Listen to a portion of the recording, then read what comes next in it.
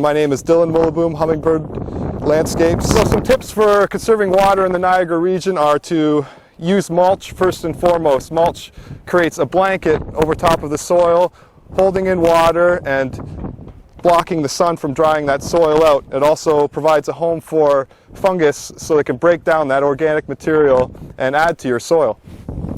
Another way to conserve water is to use rain barrels and water catchment devices. So every little bit of water that lands on your property should be used, and this way you can capture all that water and use it in your garden.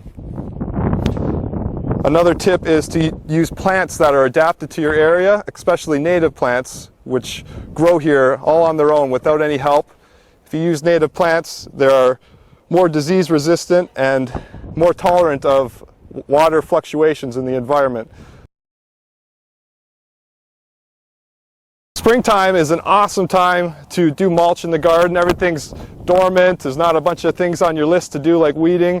This is a good time to go ahead and mulch the garden. I got some nice mulch right here. I'm going to go ahead and do that. A nice dye-free mulch is always nice. Keeps its color longer. Doesn't have any chemical additives, which might be bad for your garden.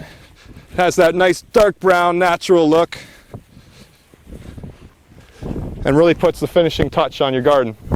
When applying mulch around trees, you should always be careful not to get it too close to the base of the stem. This may cause rot on your tree. They need oxygen and air circulation to grow properly, so make sure you clear away at the base of the tree, and this also helps the water run towards the tree as well and keeps that water in the area. Another great thing that mulch provides is weed suppression. It doesn't allow weed seeds to have contact with the soil and germinate and become a problem in the garden, so it stops the weeds before they even come in. And it's very simple to do. You just get the mulch and you lay it on like a carpet around your tree or in your garden. Mulch is always a great thing to use. And another thing mulch helps is to build the soil. And mulch does this by adding organic material every year to your garden or every other year. And the more you add this organic material, the higher your garden will get and provide better drainage and more organic matter for your plants to feed on. It's also important to consider trying to reduce pesticides in the garden. With all the science-based research that has gone on, pesticides have been found to have detrimental qualities on water and soil. So trying to find natural methods or trying to not use pesticides at all is a very good idea. The first thing I recommend is to pick plants that are very tough in the first place, that are resistant to disease. When you buy plants, it should have information on whether they're resistant to disease or not. Plants that are really good always are native plants again.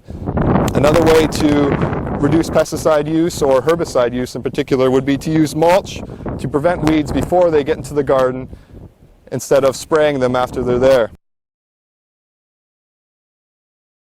One of the best things about gardening and getting outside is seeing all the wonderful critters you can attract to your garden, things like butterflies, hummingbirds, goldfinches, and things like that. But how do you get them to come to your garden? The easiest thing to do is just plant lots of plants, lots of different kinds.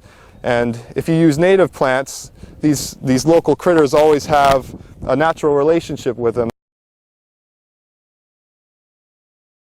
Alright guys, to sum it all up, mulch is a great thing to put in your garden. It is great for keeping weeds down. It is great for conserving water and reducing pesticide use.